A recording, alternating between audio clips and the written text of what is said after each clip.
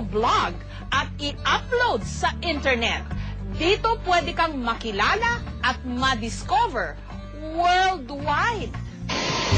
Pinaniniwalaang si Adam Kontras, isang Amerikano, ang kauna-unahang nag-post ng video blog sa internet taong 2000. Pinamagatan itong The Journey, kwento tungkol sa kanyang paglalakbay mula Ohio hanggang California. It's my outlet for all my creativity, and it's been a godsend for me. It has been that. But it's also been a 10-year public documentation of 1,000 entries housing more failures than successes. And I keep coming back to entry number 1. Smuggling J-Dog into a hotel with my fiancée Jessica and my best friend Marty. There's gotta be cameras here.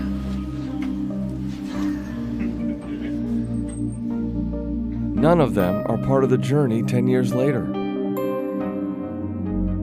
And I can't let go of the fact that if I knew that right there, January 2nd, 2000, the next morning I'd probably turn back. Or maybe I wouldn't. Have I changed? Telling this story without knowing that answer is ripping me apart. If I could just go back into that entry.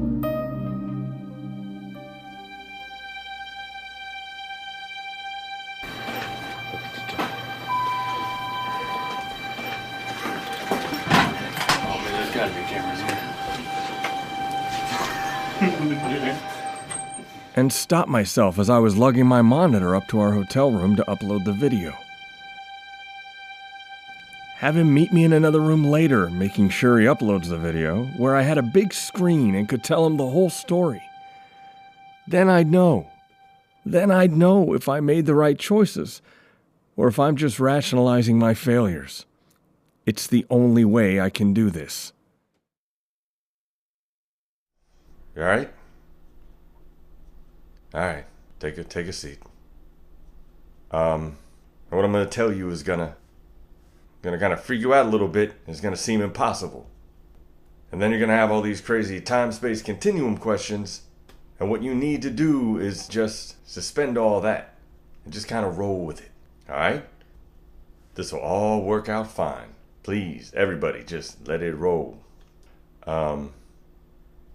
I'm you in 10 years. And I'm just going to show you all 10 years on this screen. And then I want to see if you decide to keep going to LA, or say fuck it and go back to Columbus. What? There's even a question?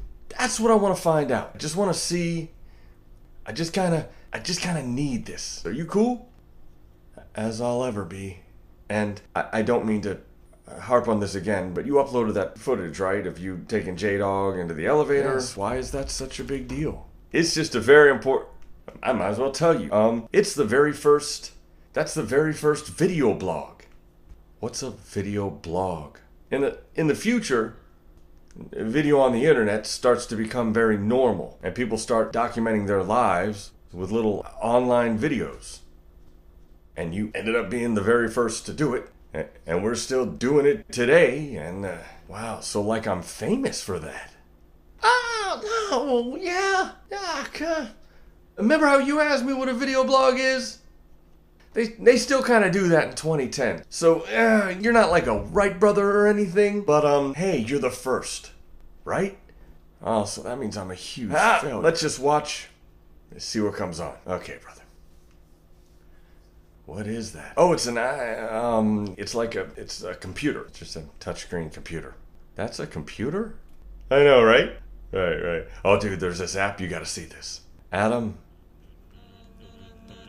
Yeah, later, after. Okay.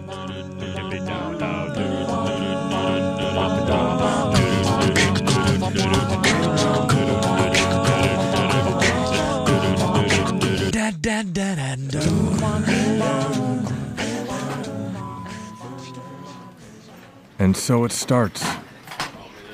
I had an emailing list of my old radio listeners, and video felt like a cool way to make them part of the adventure. That's a palm tree. Palm tree. And that's a swimming pool. That's a palm tree. In California. And a swimming pool. California. I made a page and posted entries along with videos to keep everyone up to date. It didn't seem so crazy. I had been doing an online journalism video about my 4TV show since May of '99. I had invented this act where I sang a cappella music with 4 versions of myself live on stage with TVs. It's what made me leave radio and attempt the move to LA. The week we got out there, Jess and I decided to sing my brother Kenny a birthday song. He was only 10, so we never showed him the outtakes. Birthday to you. Happy birthday to you. Happy birthday, dear Kenny. Happy birthday to you. Hey, I cannot believe that you're 10. It's it. I can't believe that. God damn it, you're fucking me up. Alright, one more time.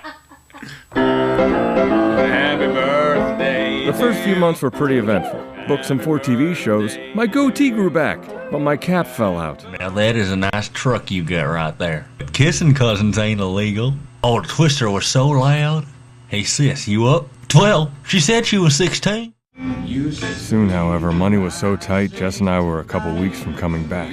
But a fellow by the name of Eric Morrow came to a show at Lulu's Beehive and offered me an editing job with HollywoodScreenTest.com. With the job also came my own show, Movie Minded, a show where the TVs and I review movies. It was the birth of 2 of my favorite characters, but unfortunately, it was also the death of one of my beloved. Look up at the screen, it's starting.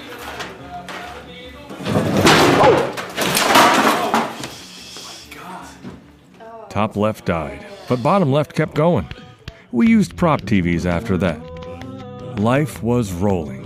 It was amazing to me that the idea of 4 TVs had taken me across the country and was actually becoming successful. Throw in the extra editing gigs, and Jess and I finally had some breathing room. We flew home to Columbus in August to get married.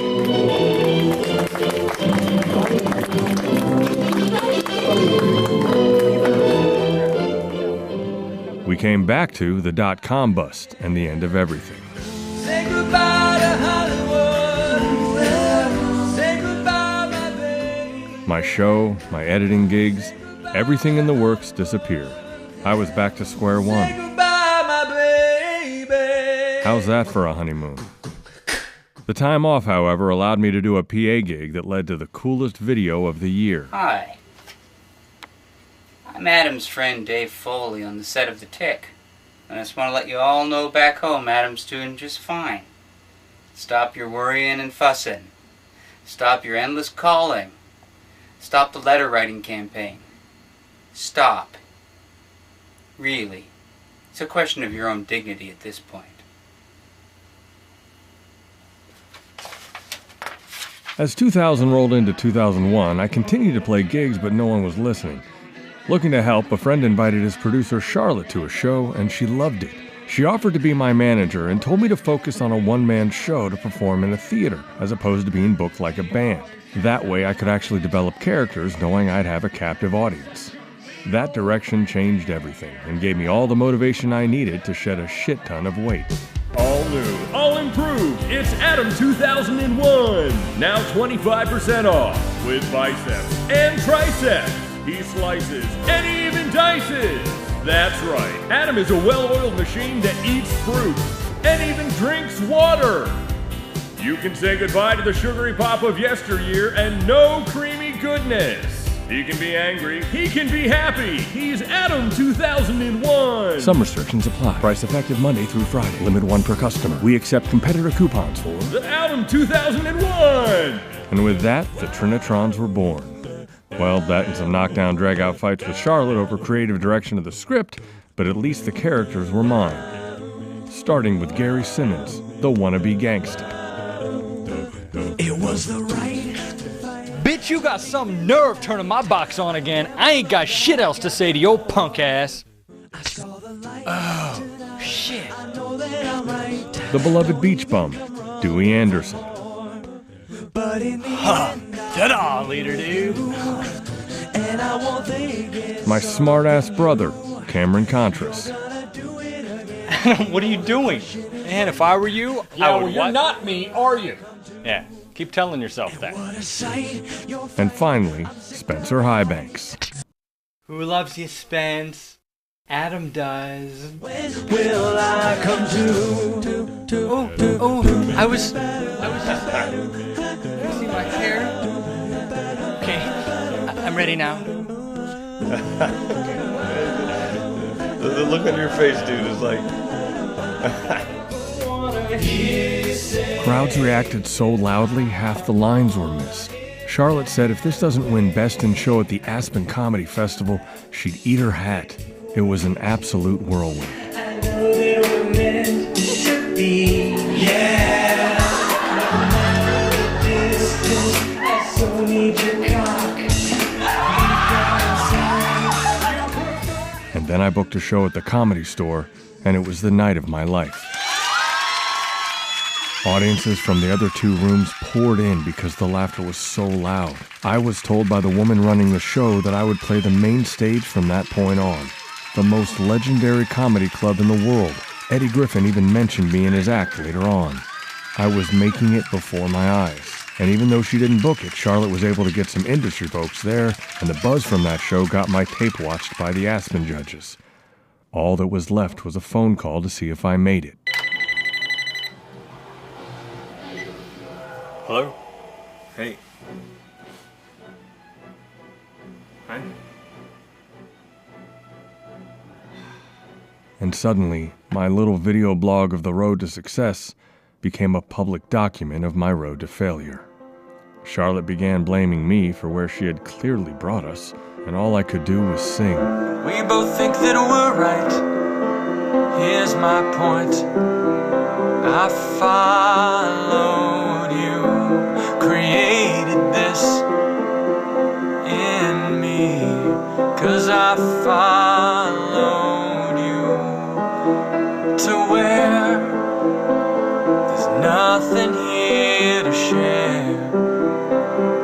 How can you be surprised? For the first time in the journey, I had to lock entries. Everything was crumbling. When Charlotte went to rebook the Comedy Store, it all blew up because she said they told her I called demanding to be booked. I didn't, so that means someone was calling as me? I had to defer to her as my representation, but she wasn't following up. I was so embarrassed by the egg on my face and how I had counted my chickens and boasted that I was making it on the site. I felt so guilty for dragging Jessica all the way across the country so far from home. The humiliation was just too much. I wanted to stop the pain. I uploaded a final video, hoping people would understand. In the future, when people look back on the journey and all the entries are unlocked, will they know why? Will they understand?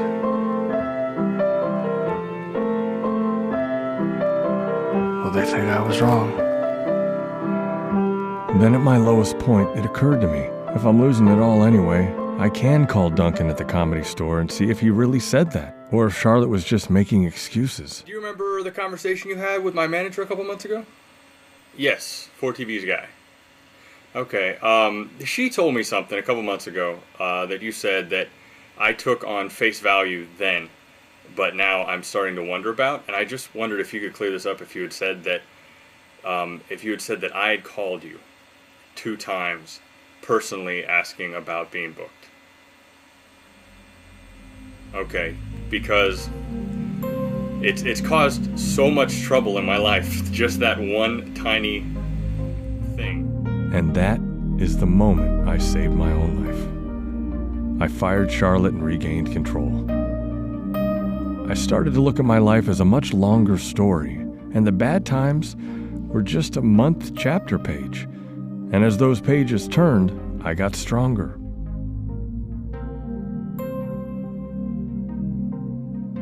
I offered to edit a DVD for the Site Planet GameCube simply because I liked their content and got to meet the legendary creator of Mario, Shigeru Miyamoto.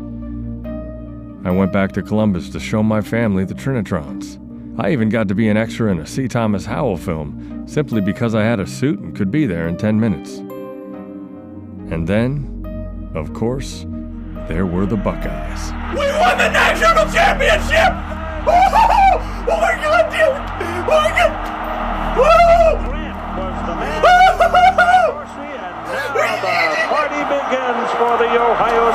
Buckeyes. We bought a house, got 2 pups, Roxy and Shizzle, and simply because I promised it to the folks back in Columbus, I made a sequel to the Trinitrons. In 2001, the world fell in love with Adam and the Trinitrons. This summer, the Trinitrons fall in love with, and I had them all sleep with Jess. Shit, you hit it too? Get ready for the backstabbing. According to Jess, you're very white where it counts. Oh, you want a fucking picture? The secrets. Once again, Dick, you have underestimated the power of one Dewey Anderson. And twice the number of stupid sexual innuendos as last time. The Trinitrons Part 2. When a band loves a woman. I kept the plot a secret from Jess until the premiere. She was a good sport. Not so much about this, though. We love his arms. Oh, fucking gross. Oh, Adam. They got a pepper bar. We love him so. That's so gross. Ew. Just fucking take it off. I can't yet. There's too much. There's too much skin right now. Oh my god, it's like Ray Liotta's brain. Haven't you ever seen a fucking nail before? No. Oh. Girls are fun. I knew deep down Jess wasn't home. No amount of love, pets, or Christmas spirit could replace the fact that we were 2,200 miles away. She wanted a family near her family, and as the years passed, I knew I couldn't leave. I was home. Are you kidding me? And if there was ever an omen for a new year, Roxy provided it during my annual predictions video.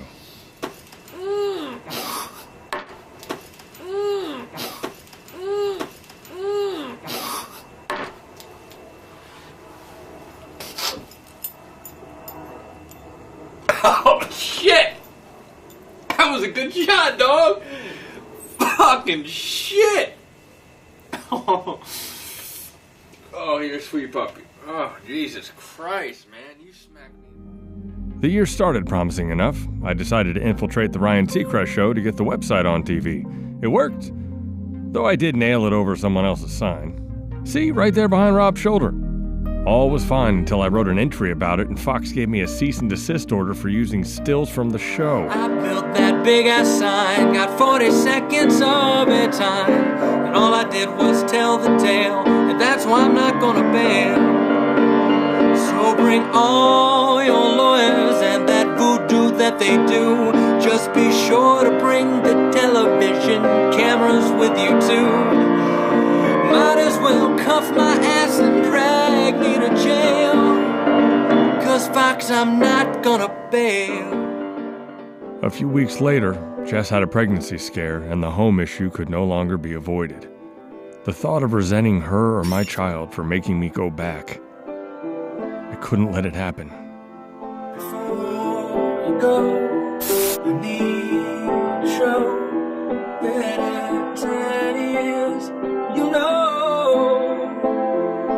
how it hurts, then worse.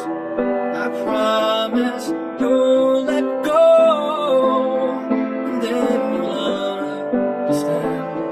You're holding man, your baby's eyes will. We announced our split and then lost our minds as we tried to process it. You let her go? And you really wondered what I'd think? No. Just sit down, please.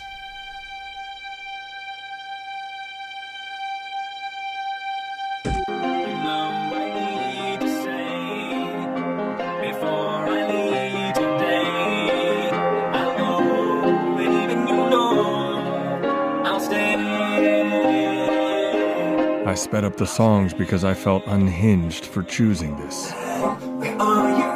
Know you're there. It's time to show your soul's still there. You can't back down. You know it's true.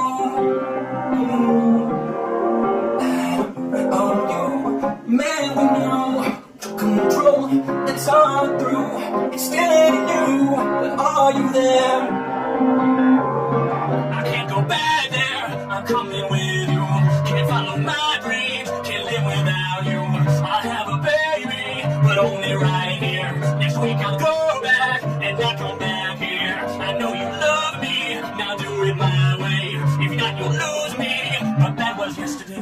Better show me how to go. Seems you always knew that unconditional support would always see me through. I'm out of control.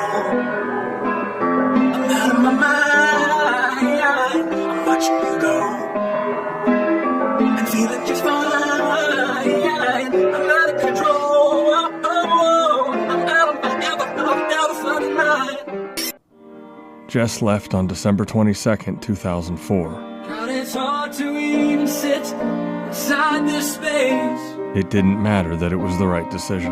Every painted inch reminds me of your face. It was still the saddest day of my life. That the room emits this vibe that's not the same. Why wouldn't I go back to Ohio? But I will sing for you tonight. I will sing because we did not fight the fight. We gave it up, but we gave it all. And all that's left are empty walls. You alright? No, I'm waiting for Biff to marry my mom. This is the alternate 1985 to me, okay? I know you've lived with this, but I'm gonna change it. You can find your home in many ways. This way you lay your hat is where you'll stay. I did not sign on for this, but I guess I'll take it anyway. 'Cause you can define your home in many ways. With Jess gone, I had to convert the garage and rent out the house. Besides being an exhausting physical feat, it was equally as draining emotionally. Every nail hammered brought me closer to the realization that this was all really ending. I've come to terms with who we were. And then one morning, it was done. I now refer to you as her. And I was alone. As far as friend, Shizzle became my best friend. I'm saying when. So please understand that I can't command my heart to mend. I have to let go, and maybe I'll grow to be a friend. But until then, I'm saying when.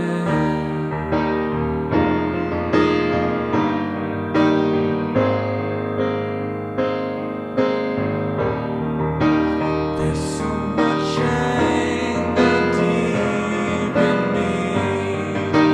I hope you never have to see all of this end. That's why I'm saying when.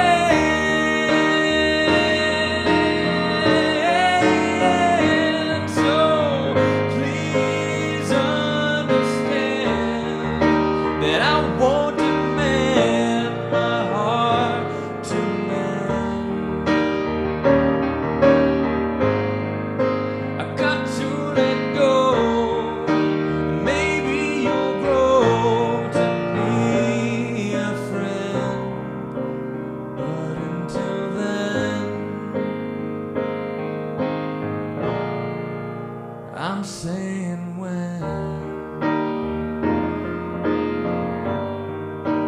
I'm saying when. I'm saying when.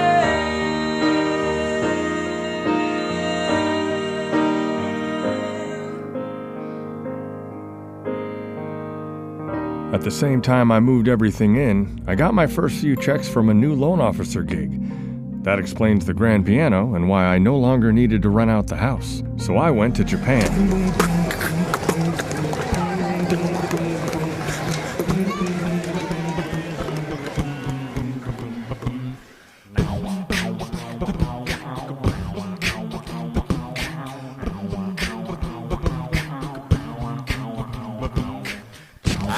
I love you, but that don't mean I know what to do. I said we have to, but that doesn't mean it's me and you. So much above you, I don't know if we can take it all. Just cause I love you doesn't mean we've taken down the wall. Who knows what love is anymore? I think we've lost our mind. I'll show what love is if you show me yours, I'll show you mine. I said I love you, but that don't mean I know what to do.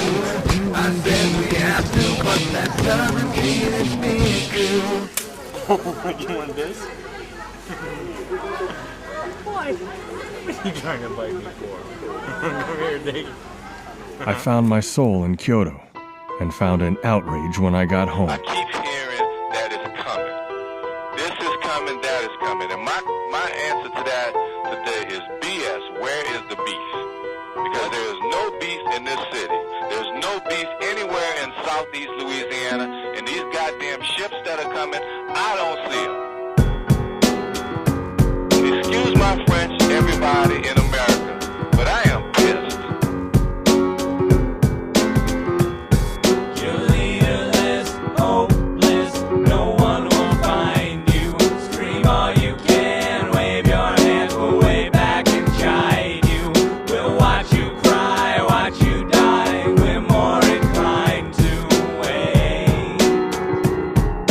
Welcome to your leaderless state. I don't know whether it's the governor's problem, I don't know whether it's the president's problem, but somebody needs to get their ass on a plane and figure this out right now. So wait in all the toxic crack, we won't send a boat. You're much too poor, much too black, you don't even vote. Darwin meant to hold you back, we won't interfere with fate. Welcome to your leaderless state. Don't tell me 40,000 people are coming here. They're not here. Now get off your asses and let's do something. And let's fix the biggest goddamn crisis in the history of this country. I was livid. I quit my job, I flew to DC, and for the first time in my life, I protested. If you can wage war, you can send boats. Oh, I forgot to tell you. In 2001, well, how do you say this?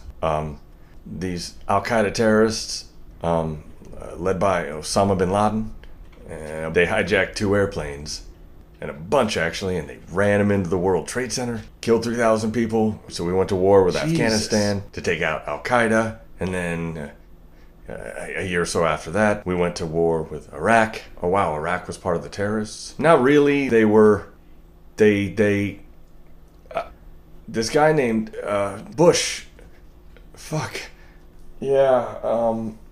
George Bush's kid, he ends up being president. And then he said there were weapons of mass destruction. This is crazy. If you really try to explain, he thinks there's weapons there, so we just invaded the country. It didn't really attack us, but we just thought it was the thing to do, and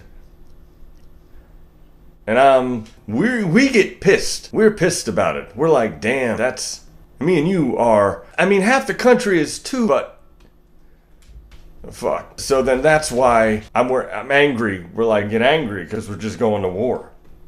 It's crazy. It's crazy. So yeah, that's gonna explain the rest of it. Whew. And it's 1, 2, 3, what are we fighting for? Don't tell them they won't give a damn, they're too young for Vietnam. And it's 5, 6, 7, spread that freedom hate. Where there ain't no time to wonder why, don't think it through, just die. My mother was scared I was going to get arrested at the protest. Don't think it through, just die. Incredibly, it wasn't until I got home that the cops finally caught me.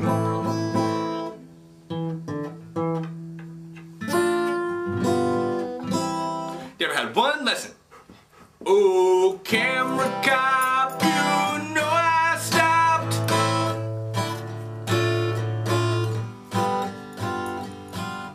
You make it very difficult, Chisel. You make it very difficult. You do. You do. Because you're a puppy.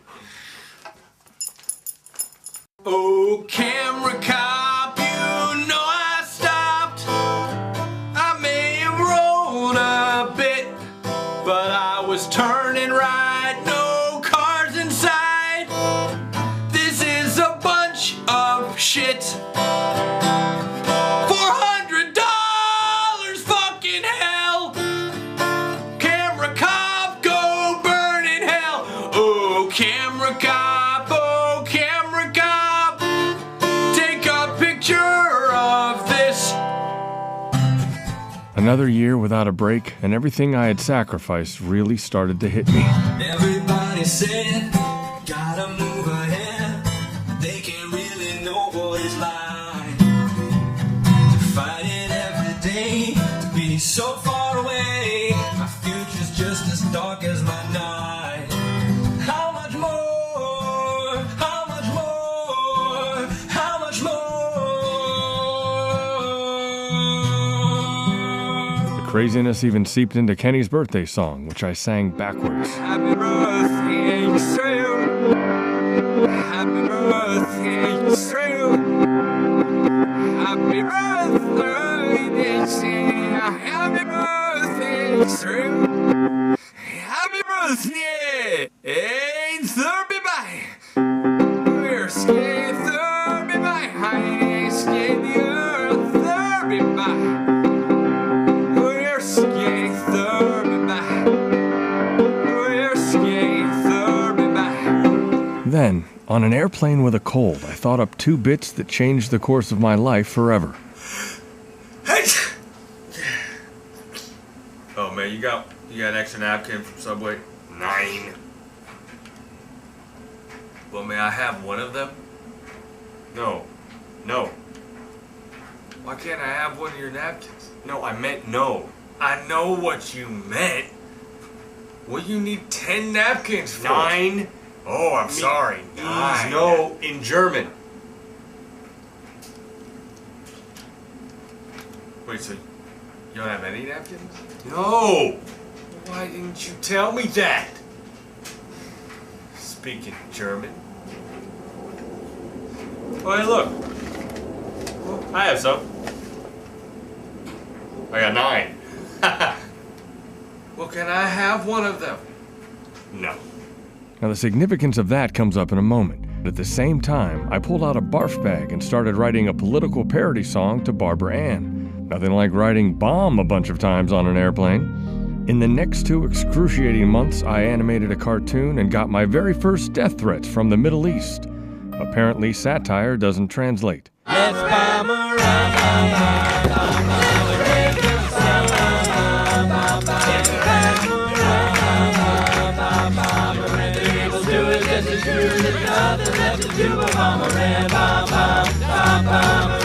I went to Iraq, caught lots of flack. No turning back, so while we're there, let's just attack and bomb Iran. Bomb, bomb, bomb, bomb, Iran.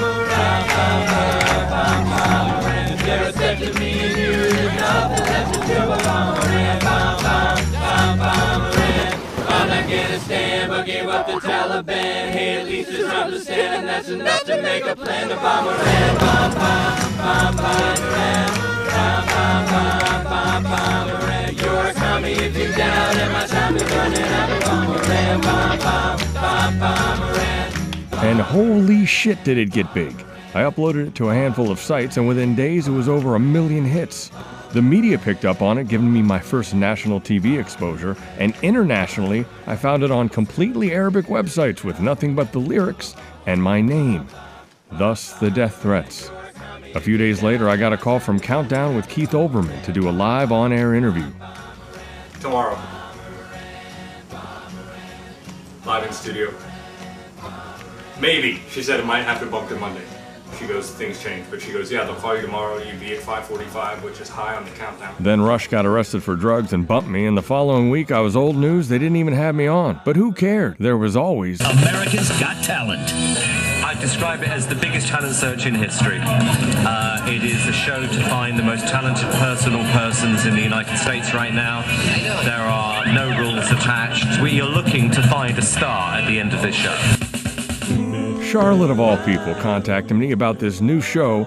I auditioned and made the cut. They booked me for the first show on a Thursday, faxed over all the non-disclosure forms, and told me to be at the studio a week from Saturday for the first day of shooting. Then they called me back on Friday and said, never mind.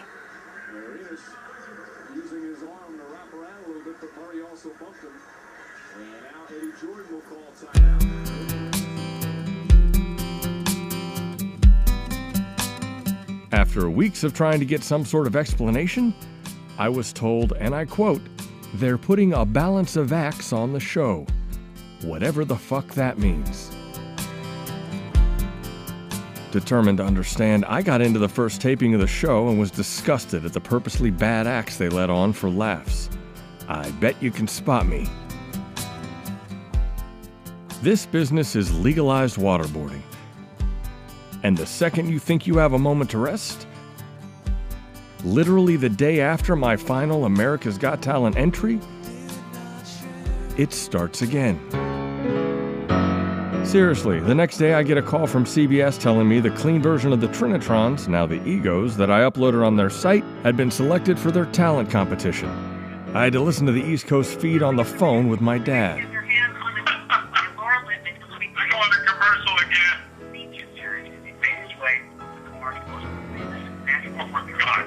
What the fuck?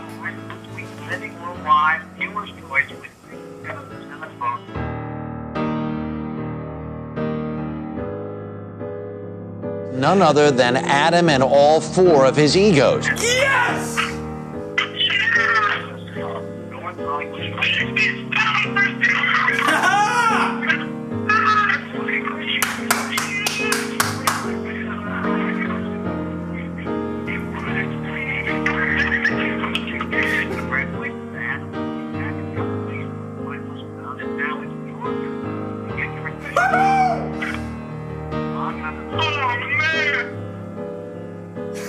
Oh, 67%! I ended up losing the next round.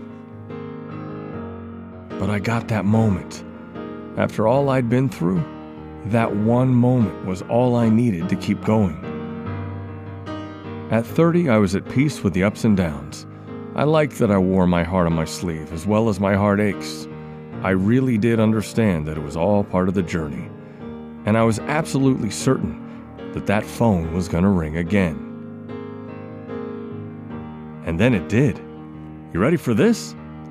Steve Friedman, the executive producer of the early show, wanted to fly me out anyway, as the sentimental favorite. What? I had to actually call his producer Tammy back because I was certain I had misunderstood. Early show? Hi, Tammy? Yes. It's Adam. Adam, how are you? I'm sorry to call you back. I just got back to my desk. Yeah, we want you here, Adam. Okay, I was so horribly misconfused. I've been so close and things change. Oh, no, we're going to try not to break your heart, okay? I don't like to do that. No, I was just sure. I was like, you know what? I misunderstood her, man. Well, you kind of went into some sort of shock mode, I think. Yeah. Did I know I'd hear from you by today? So. Oh, shit, that's funny. Okay, cool. Okay. I'll talk to you soon. Alrighty, goodbye. Bye-bye.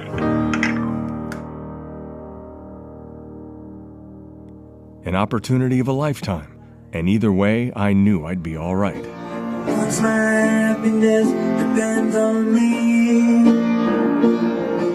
the rest is just a drug I take only. And if all the crack dries up, I just bleed.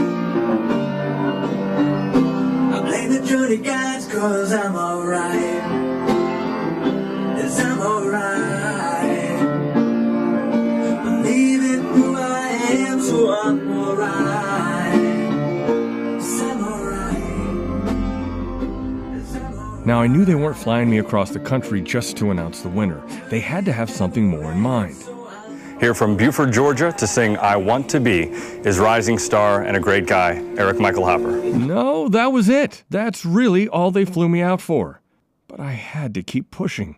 So I sent him a pitch to host the next Living Room Live with the Egos, and I used that 9 skit to show I had the timing down. I then stayed in New York and awaited their response. Just long enough to meet the most difficult yet equally fascinating South African woman. Donna was the opposite of home, a world traveler with an adventurous spirit. The most romantic thing I could think to do was reenact my 30th birthday video in Central Park with Donna a year later on my 31st. It was a whirlwind of intoxicating potential. There were some hangover signs, however, and oh my God, I have a missed message from Tammy at CBS. The following message has not been heard. First unheard message. Hey, it's your agent calling 975. Her joking that she was my agent told me I had just gotten the biggest opportunity of my life.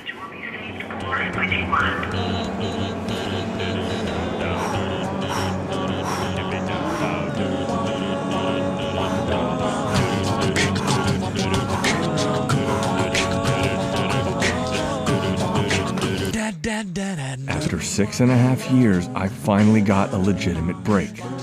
They offered me not only a little piece each week on the early show, but a longer version on CBS.com doing whatever I wanted. They allowed one foot in the door and I was about to knock that bitch off its hinges. And then the phone rang again. The Sopranos. Just as a friend, Charlotte got me on as an extra on the last season of The Sopranos. I was living in a fairy tale. Until Gandolfini caught me illegally taping him on the set. He locked eyes with me for what had to be 4.5 days. He slowly shook his head no, and I dribbled down my leg. He continued the stare down as he whispered to the director. I was literally living a death scene from the show. They called for extras to leave the set, and I fucking ran. I recorded my hand shaking in the bathroom and hid the original tape in my shoe and waited for them to come get me. Amazingly, he never told anyone. I shook his hand at the end of the day and said, "Nice working with you." And he gave me that Tony Soprano smile as if to say, "Really? You sitting at the bar behind me was working together?" And then Donna and I came home to an unfathomable mistake. On Thanksgiving weekend, a vet trying to extract a urine sample caused Shizzle internal bleeding. He died that Sunday in my arms, and I was completely shattered.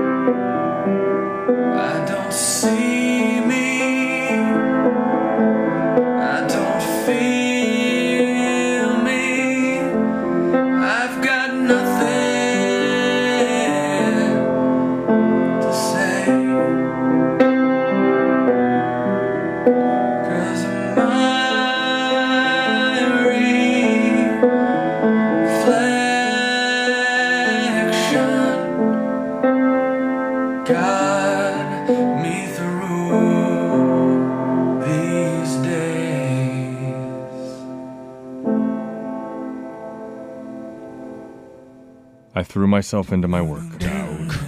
Because of budget restraints, I had the option of doing one character a week or producing, writing, and editing the entire thing by myself for free. Guess what I chose? There was no way I was going to get this far and do what anyone else would do. Off the hinges, remember? Now, being a television city meant walking past iconic sets like The Young and the Restless and The Price is Right each day. And on a whim, my boss Jim Meadis contacted The Price is Right producers about doing an episode on their set. They liked the Egos and said yes. And for the first time, all of the Egos were outside of the TVs. Oh, this is awesome.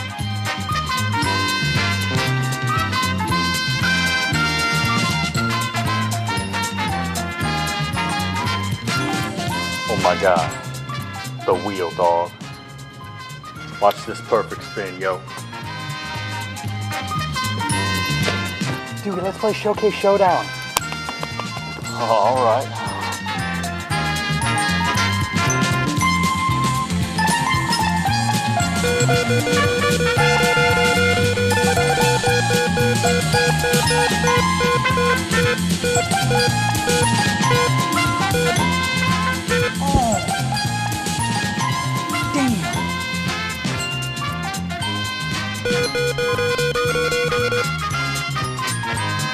Okay, my showcase first.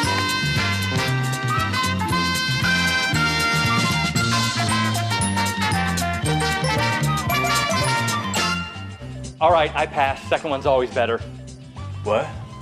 Oh, $100, Bob. What are you, Rain Man? There was a trip to Malaysia and a car. Well, I wasn't paying attention, dude. I thought it was your showcase.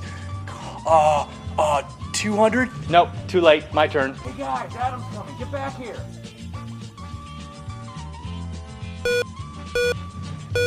Mind if I try? Be my guest. It's rigged anyway. $1.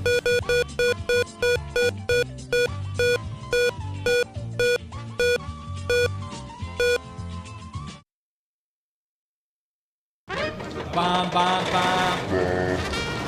America's Got You. And then the roller coaster that was my life sent me to the stratosphere. The head of late night at CBS, Vinny Favale, offered me my own late night show to go up against Carson Daly. He called it Up and Adam, and a meeting was set in New York when I was being flown in to announce the winner of Living Room Live. For a month, I studied every late night show and worked on how I'd be different. I was one of a handful of people in the history of the planet to get this type of an opportunity on a network. It was so huge, it could barely be processed. Right before my meeting, I called Marty to let off some steam. Yeah? Yo. They canceled. What's that? They canceled. They canceled. Yeah, they're not interested.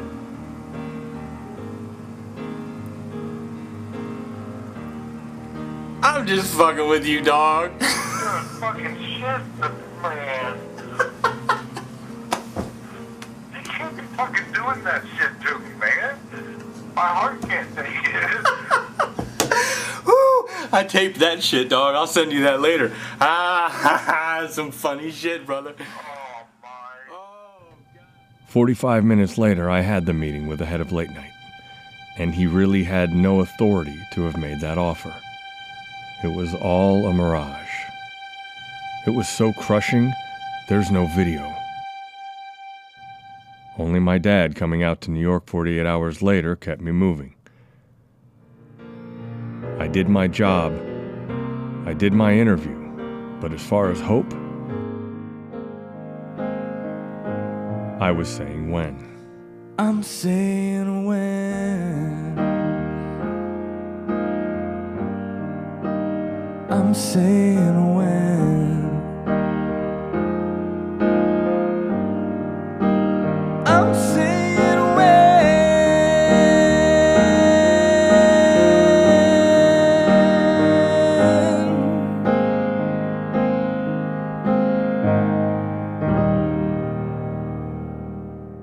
And although we agreed it was best to split up before I left for New York, I returned home to a loving Donna who wanted to soothe my wounds. I don't care what I'm supposed to do. I was in no position to do anything but receive. Heart and body long to be with you. And if I don't listen to them, I'll be through. And my head will come around. I've been tasted by the sound of my heart and body making love to you. Trying to explain why I loved Donna when it was so rocky is futile. I saw in her what no one had ever seen or had the patience to help her see. It was trapped between too many layers of anger and pain. Now, throw in her expiring student visa that would send her back to South Africa on June 28th, you have a very stressful situation. Now, Jess and I had still never officially filed the divorce papers, so I couldn't help, nor was I sure I would. That bit of procrastination was a blessing because it showed me Donna wasn't using me for a green card, and it allowed me to never have to answer that what-if question. And then that April phone call. Jess had met someone special. They were getting married, so she finally filed the paperwork, and I was in Tulsa, Oklahoma doing a piece on Crooked X for CBS when she called me with the court date, June 20th. The week before.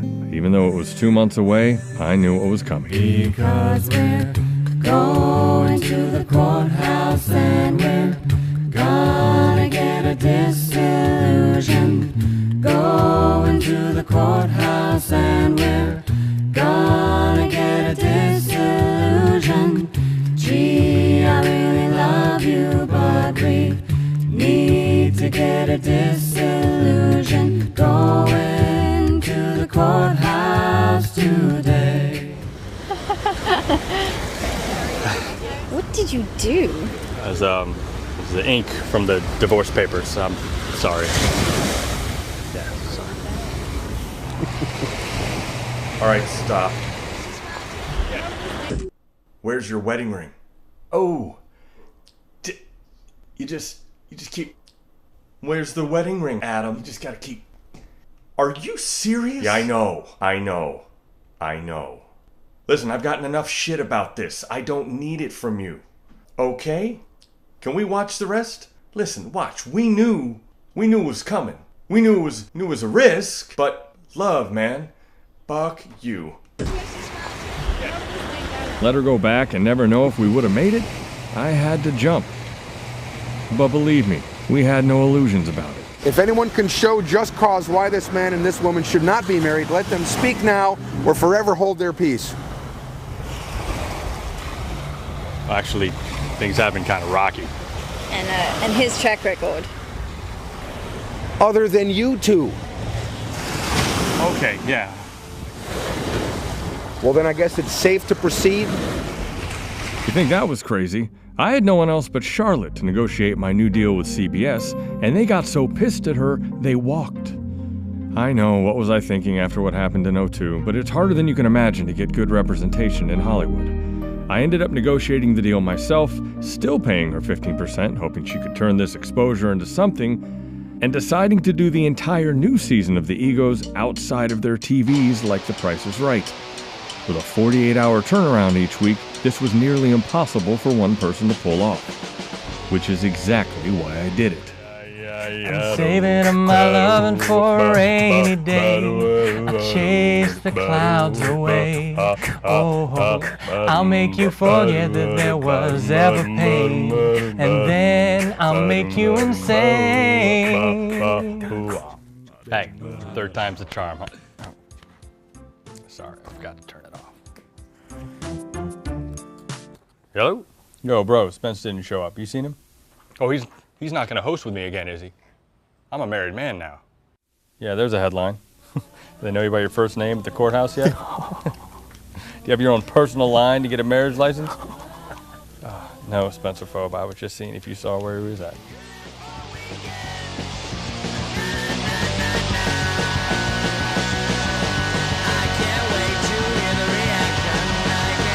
Every week I pushed it further and further until I was literally beating myself. There was never any feedback. I was certain that would change with this.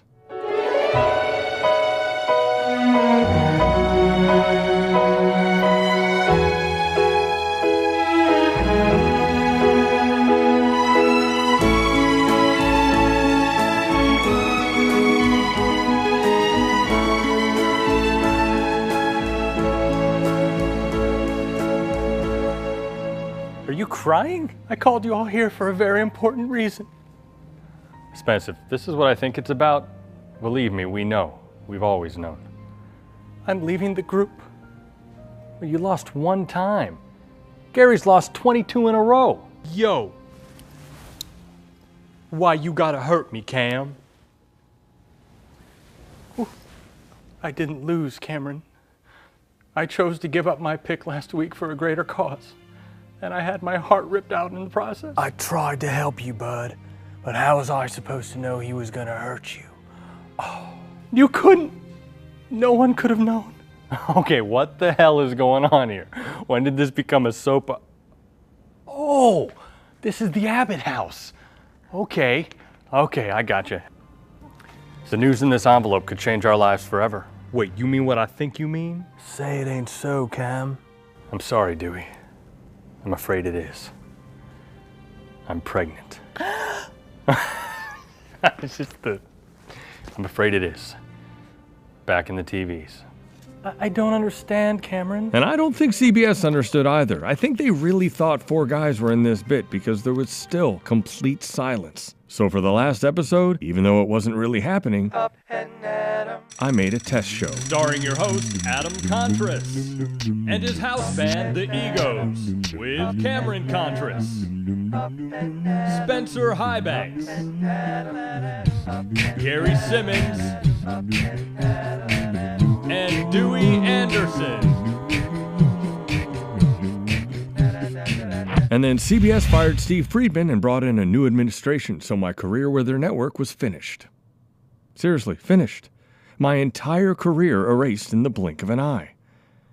Oh, I still did the final interview, just like last time after a massive letdown, but since I was part of the Steve Friedman group and he was no longer with the company, hell, I could have seamlessly edited 5 versions of myself on world-famous stages week after week, and it would have made no difference. There's no business like show business. Well, there is no business like show business, like no business I know. Yesterday their offers were outstanding. Now the offers vanish in thin air. You got the supply no one's demanding.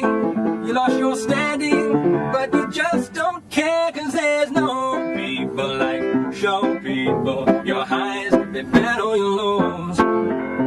Yesterday they promised you would be a star. Will you believe them then? Now here you are. Will this journey ever cease to be so hard? Who knows? On with the show. I got the kitty.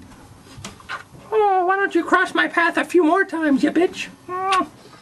And that really was it. Of course, Charlotte did nothing with all the exposure and content I gave her, saying once again she didn't have enough to work with. Now that I was no longer on the air each week, the only irons in the fire were in my backyard. So I did the only thing I could do. I worked out and lost weight. Again.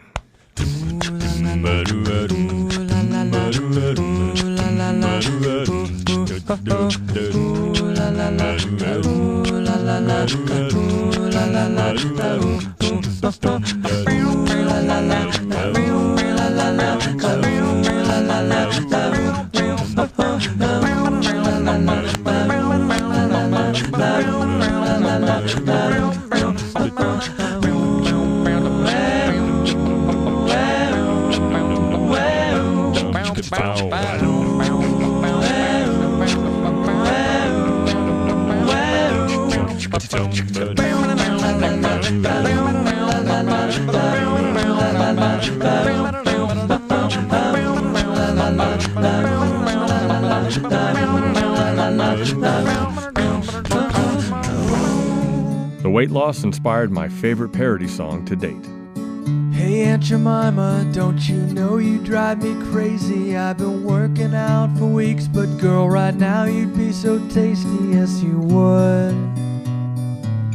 I'd tap that bottle if I could, you'd be so good.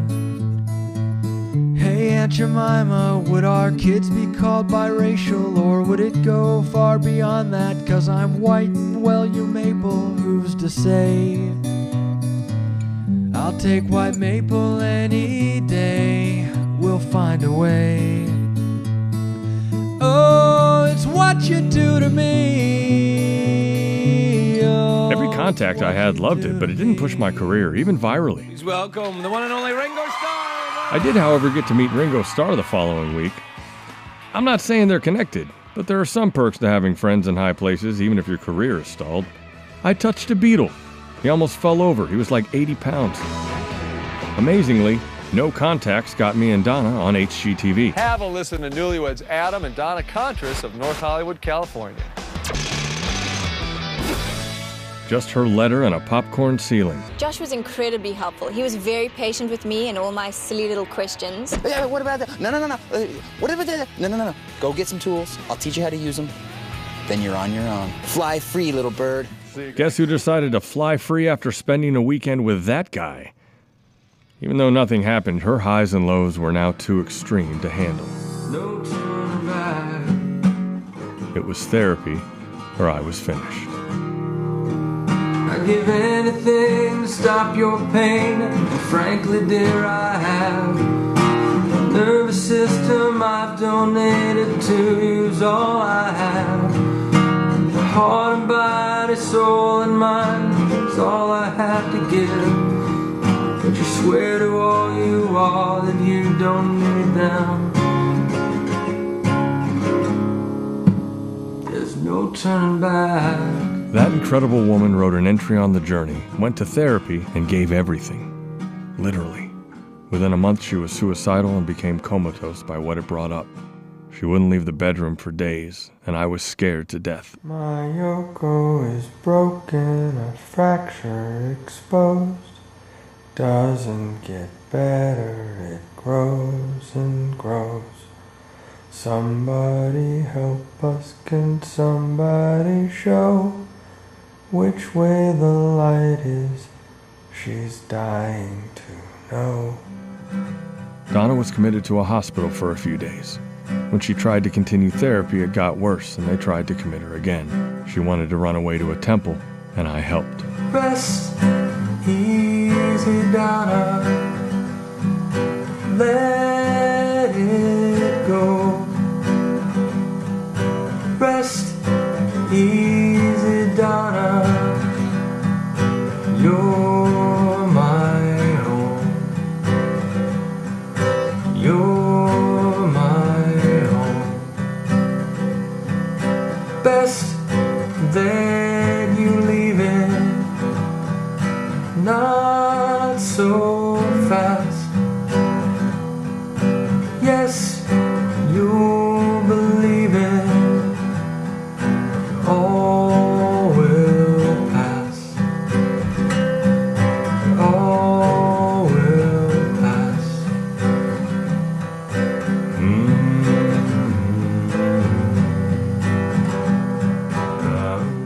When she came back, my only hope was that when she eventually did leave me, she did it on her own 2 feet. She shot and edited this video of herself and left me 9 days later, alive.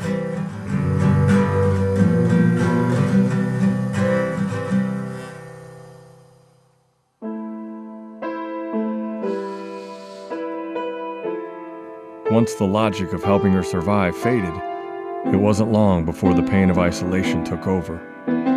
The journey never lets you forget patterns, no matter what. Yeah, I guess that's just the way my story goes. When you lead with your heart, you gotta know. I will fight for everyone to help them see. But will anybody ever fight for me?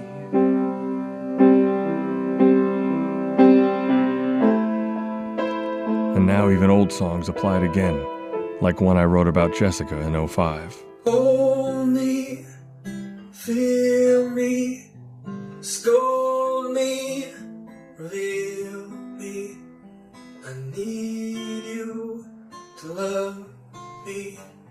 Abandon me, abandon me, abandon me.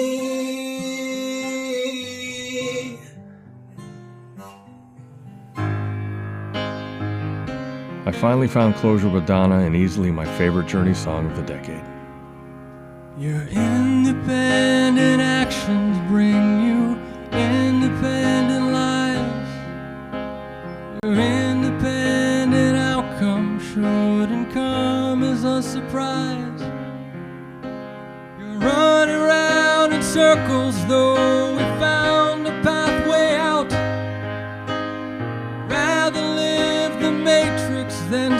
stand up to all your doubt.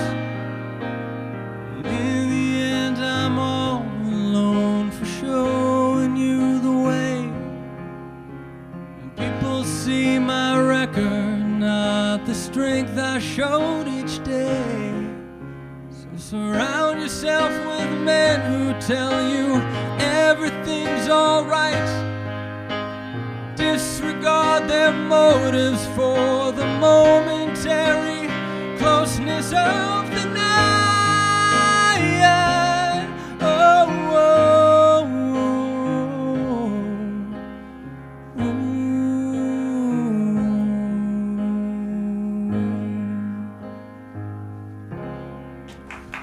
Thank you.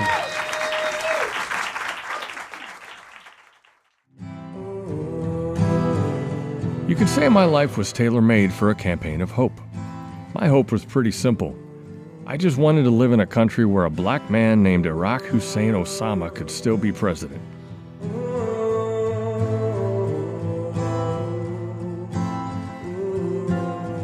And until this moment when I was running around my neighborhood, I didn't believe it could happen.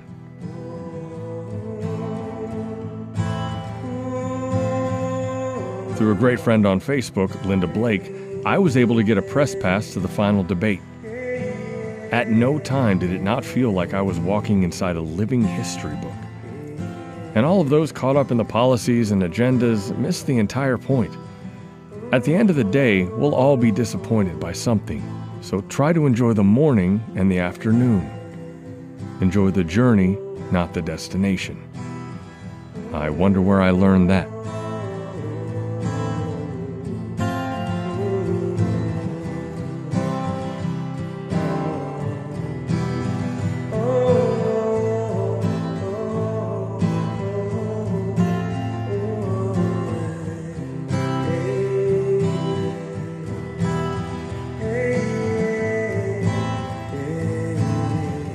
Of course I went to the inauguration. It was the coldest I've ever been in my life. It was the essence of the journey.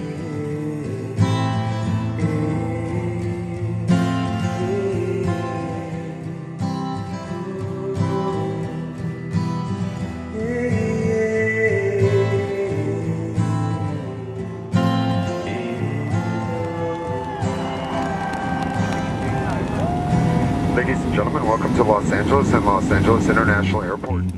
I returned to what I thought was spam from the Philippines. They wanted to include me in a television piece on vlogging as the first to ever do it. It was amazing because the year before, the folks at Wikipedia went to war with me about that title. First vlogger ever, huh? Yeah. No, you're not. With timestamp videos from 2000 as well as the web archives, I proved it, but not without injuries. I think you got it behind my eye. Fuck! Gumawa ng video blog at i-upload sa internet. Dito pwede kang makilala at ma-discover worldwide. Pinaniniwalaang si Adam Kontras, isang Amerikano, ang kauna-unahang nag-post ng video blog sa internet taong 2000. Pinamagatan itong The Journey, kwento tungkol sa kanyang paglalakbay mula Ohio hanggang California. It's my outlet for all my creativity, and it's been a godsend for me. That little piece inspired me to get to entry 1,000 by the 10-year anniversary and make a film. And if my life was going to be a movie, I needed some new locations. So I booked a 34-day odyssey spanning 5 countries and 3 continents. When I bought the ticket while working on my freelance gig, I was in absolute shock. That keystroke changed the entire course of my life again. I told my boss about the trip. She in turn told her husband Rob, who is the Weller of Weller Grossman Productions, a TV production house. He said, "Hey, we run the Africa channel, get his demo." When he sees it, he flips out and calls me in for a meeting. Oh, I'm forgetting to mention it was right after I was front and center for a McCartney concert. Why does that matter? Weller Grossman's head of development, Deb Supnick, also works for the Beatles and is a personal friend of Paul's. When she heard I stood for 11 hours for my spot at the concert, she pulled out her camera, recorded the story, and sent it to Sir Paul. And if that wasn't enough, The reason for the meeting, the Grossman of Weller Grossman is friends with Jim Sharp, head of development at Comedy Central, and they wanted to introduce me to him because they felt I had enough great material for my own show. Then, when I told my friend Laura Adler about this, she told her sister Elisa, who is an agent at Paradigm, and they wanted to sign me. One caveat, I had to get my own show first, and then they'd help. Just wanna flow downstream, but Jesus, all these storms stop my dreams. Journey keeps testing me, 'cause Christ don't wanna flow downstream. No, you're close, another dose and you'll be there. It's like a drug to watch this rug just disappear. Feel the mess, feel the moment. But when you go, it's a mess, it's the numb. I just wanna flow downstream. But Jesus, all these storms stop my dream. Journey keeps testing me, 'cause Christ don't wanna flow downstream. Thankfully, the meeting with Comedy Central was perfect. They already knew my stuff and gave me a shot to do my own showcase. This was gonna happen. I started calling my friends and family to tell them the news, and when I got to Jess, it hit me like a 2x4. She was years away with a new husband. I cried, not because I was still in love with her, but because I was in love with the story I had been telling for 9 years. She should have been part of this. The show was going to include 4 TVs. It absolutely broke my heart. And 48 hours later, I went around the world with potential swirling around my brain at every step. Downstream, but Jesus, all these storms stop. It's the most annoying intersection in London. Yeah, there you go. I'm walking along. This monkey's about to walk right past me, because I am in Africa. What up, monkey dog? How you living? My monkey friend that stole my monkey banana. What up, monkey? What's up? You're racist to talk to a monkey like that? What's up, dog? Get good. I don't mean it to be. That's how I talk to everybody. See the hippos? I'm in Africa.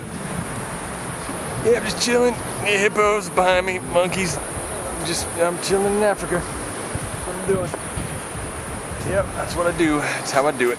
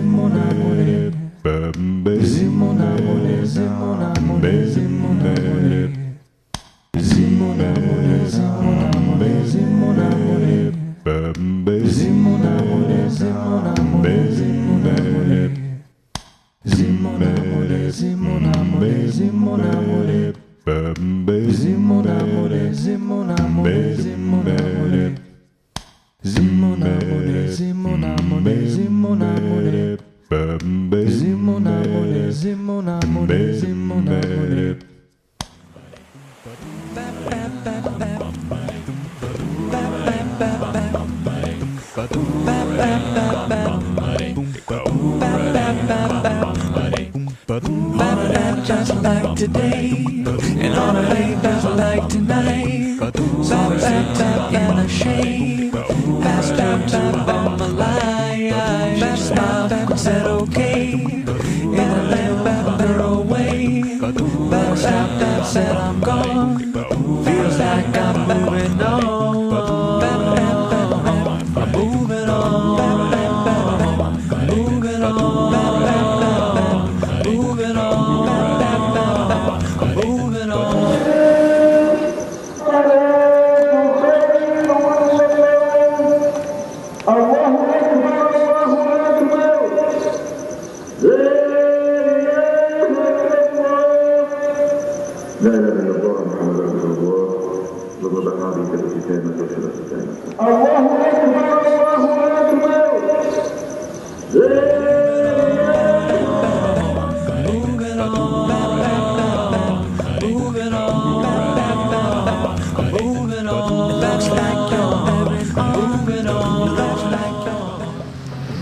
Huh?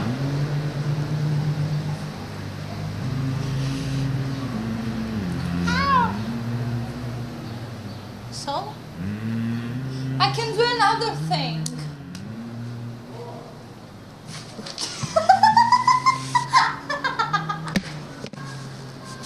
That's not good. Since I was constantly moving after getting the Comedy Central break, it never really hit me until I found that rock. The rock on a Geestry island in Greece that let me take it all in. I could barely make the journey video. Today was for me. It wasn't for the journey, my family, my friends. It was for me. For that 10-year-old little boy who used to cry about being unattractive but kept going. Who had so many talents and zero direction, but kept going. Who so often didn't believe, but for some reason kept going. And today it hit me. I did it. Not Journey Adam, not Live Adam, not a husband and not a son. That little boy put all the pieces together and did it. Today was for me. Ah, Venice. You can feel it in the air. It's all I thought it would be. It's a fuck lot like Ohio.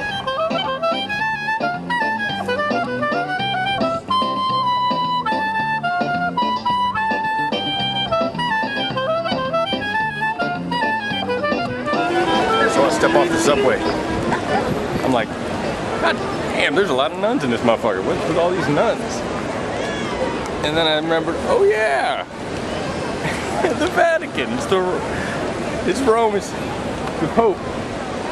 Totally forgot about that part of Rome. I was thinking like gladiator shit, and then I'm like, oh yeah. Figuring it was good for a business expense, I made a quick Egos bit in Africa and London to tie in with a new show.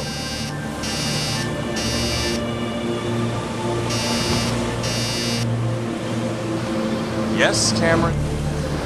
We're back. CBS? No.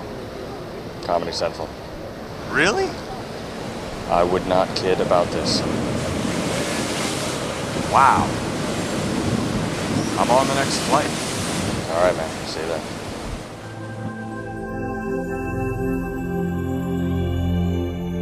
However, when I returned, Weller Grossman not only hadn't called Comedy Central back, they weren't even answering their phones.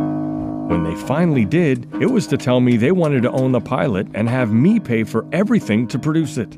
Welcome home, Adam. You've got to let them drown. Leave it down, down. You've got to let them drown. Just let them drown. You've got to let them drown. Leave it down, down. To let them drown. Just let them drown. So why do I insist on the try? Insist on the steps below. Show the way, let them seize the day. And if they don't, let go. Through Elisa at Paradigm and her contact at 3 Arts, I was able to find out that the offer stood with or without Weller Grossman, so I produced everything on my own dime. When I called to make the date at the theater, they gave me November 12th, the 8-year anniversary of the Comedy Store. I rented the studio space for the dressing room scenes, I cast the bits, even got Ted Lange from The Love Boat. It took me 2 months, an assload of money, but I would own it. First up, I packaged everything like it was already on TV, complete with promos and breaks. Then it was time to reintroduce the whole concept of 4 TVs. It's already Adam and the Egos. We already a house band. Now we can't be on the same stage as you? You sick in the head, dawg. What? If you cross in front, I gotta cut every frame. It's really expensive and time consuming, so if you could just go I'm worth every penny, yo. Live from Hollywood, California, it's time for Adam and the Egos. A few tweaks to the Up and Atom Open, and it was a perfect fit for Comedy Central.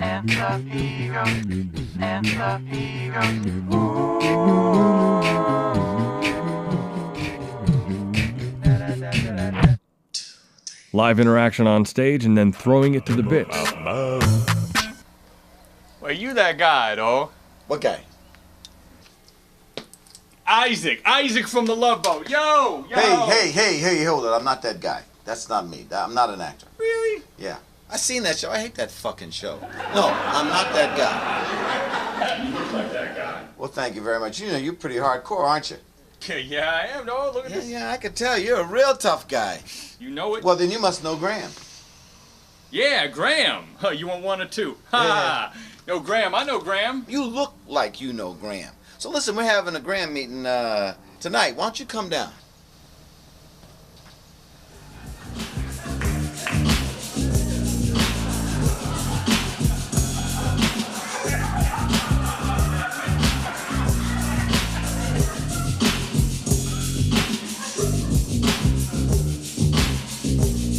Still pissed, man. Like, these motherfuckers keep coming into the streets, acting like they hard and shit, rocking their bandanas, and they dog tags and rings and shit. And like, shit is all sweet in the street.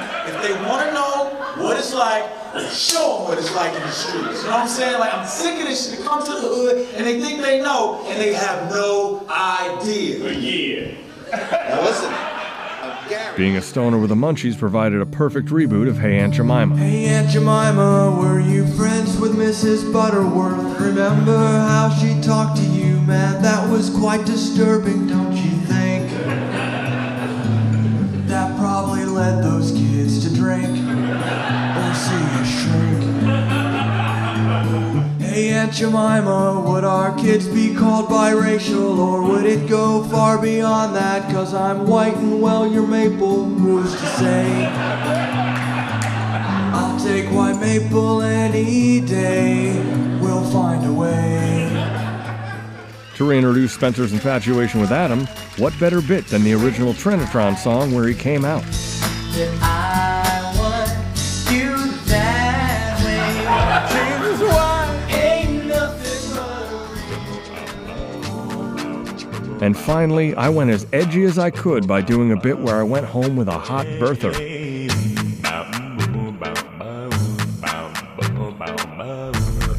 do you need a drink? Yep. Yes, I do. And just as I was about to leave in disgust, I had the idea to the truth out of her. Who's your president? You are, Adam. No. Who's your president? Barack Obama? Oh, what was that? Barack Obama?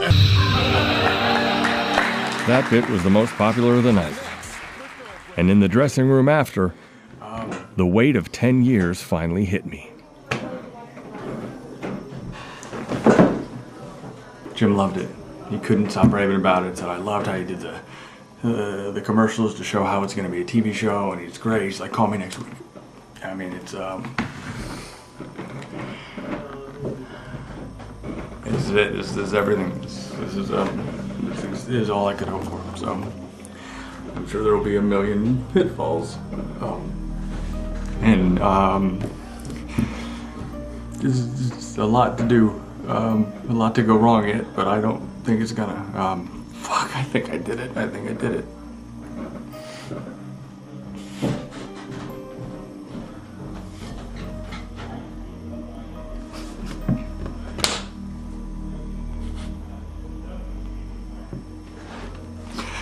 I think I did it. Whew, right before the 10 years, man. Like, right, it was fucking... Oh, fuck, I think I did it. I think I did it. Jim Sharp came up to him right afterward. He found him and went right up to him and said, I can totally see this on Oh, you're making a video now? Adam's videotaping me. Anyway, he said that I can totally see this on television. Call me next week.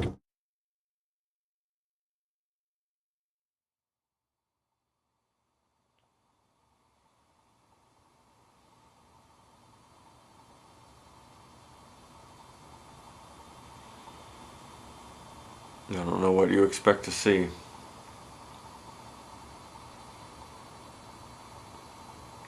I have been staring off into space since I got the call.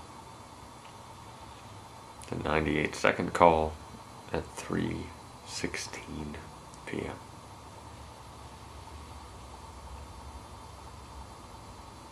It's the same story. It's the same call. It's the same 1,000 entries. It's the same 10 years. There is no variation. Just different call letters. Adam Kontras has it's now official, the longest running video blog in history. It's called The Journey.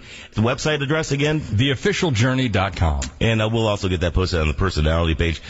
Where do you think The Journey is going to go 10 years from now? I don't know. That's the whole point. And what happens next? Yeah. I mean, the highs, the lows, the tears, the laughs, they're all there. And thanks for coming by. Good to hear your story. It's 610 WTVN. There's a reason no one's done this shit this long. It's 'cause it makes you write love songs to a website. But everybody here tonight has felt these loving words outright. So I guess it makes you all as nuts as me. It's 1,000 memories to me, 1,000 entry bars of hope and destiny, 1,000 sweet heartbreaks that are defined me. But you never left.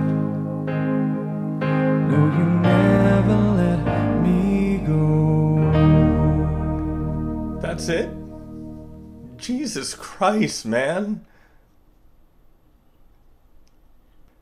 She didn't belong in Los Angeles. No! And you don't belong in Columbus. No, you're rationalizing failure. You're just so accustomed to it now. Are you kidding?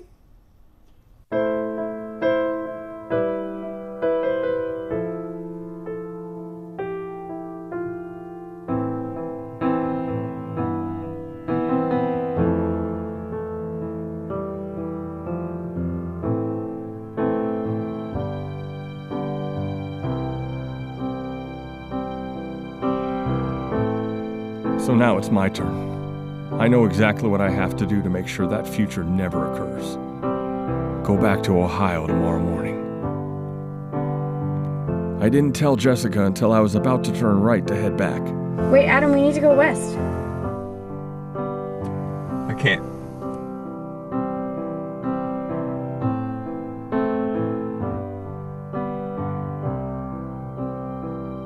It's okay, we're gonna be fine. You've worked your whole life for this. Why wouldn't I go back to Ohio?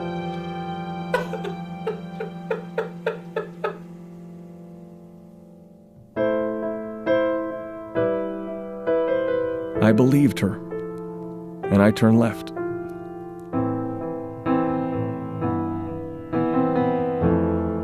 I continued on the journey, and I knew this time I'd do it right.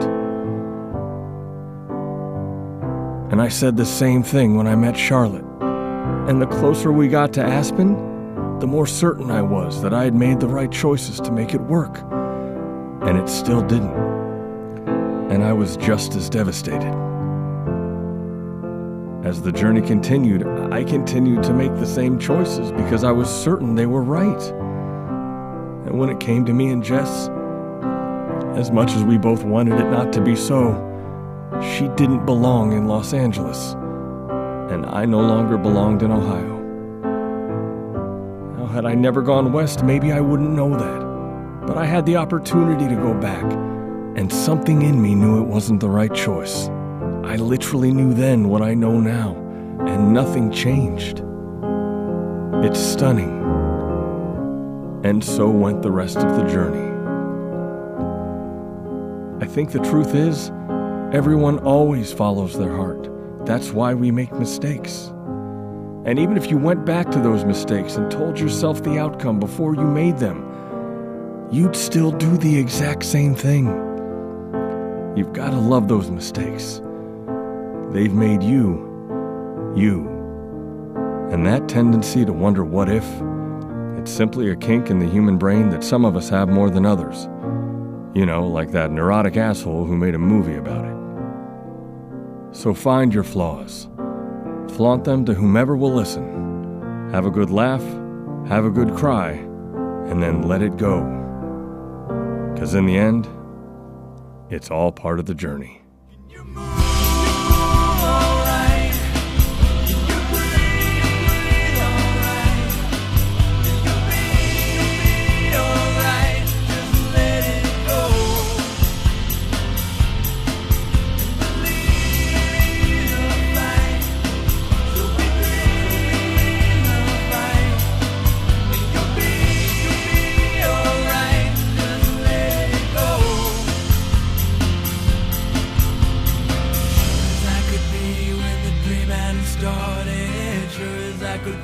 From the day I departed, then she moves away and you're totally alone. Probably should have fallen, I kept on trying. Would have sold my soul, but nobody was buying. Gave it up to join the clowns, they said